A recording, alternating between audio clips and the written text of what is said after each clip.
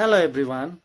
यदि तपाईँहरू साँच्चै नै आफ्नो जीवनलाई बुझ्न चाहनुहुन्छ भनेदेखिलाई चाहिँ जीवनमा एकपटक यो 3वटा जग्गामा चाहिँ तपाईँ गएर नै हेर्नुहोस्, जहाँ सर्वप्रथम पहिलोचोटि तपाईँ अस्पतालमा गएर हेर्नुहोस्। त्यहाँनिर तपाईँले देख्नुहुन्छ कि आफ्नो हेल्थभन्दा ठुलो अनि सुन्दर चिज चाहिँ यो संसारमा केही पनि होइन रहेछ भनेर है। अनि दोस्रो तपाईँ जेलमा गएर हेर्नुहोस्। जेलमा गइसकेपछि तपाईँलाई थाहा हुन्छ कि त्यहाँ है आफ्नो जीवनमा चाहिँ फ्रिडम भन्ने कुरोहरू चाहिँ के रहेछ, कति महत्त्वपूर्ण रहेछ भनेर है। हामीले यो सित्तैमा मिलेको फ्रिडमलाई चाहिँ हामीले भ्यालु गर्दैन है।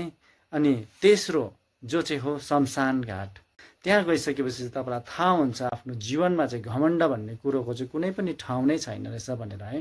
घमण्ड गर्ने जग्गै छैन, अहङ्कारको कुनै ठाउँ नै छैन भनेर तपाईँले त्यो कुरो बुझ्नुहुन्छ है। त्यसैले गर्दाखेरि घमण्ड नगर्नुहोस्, जीवनलाई असल तरिकाले जिउनुहोस्। यो नै हाम्रो जीवनको असल परिभाषा हो। Thank you.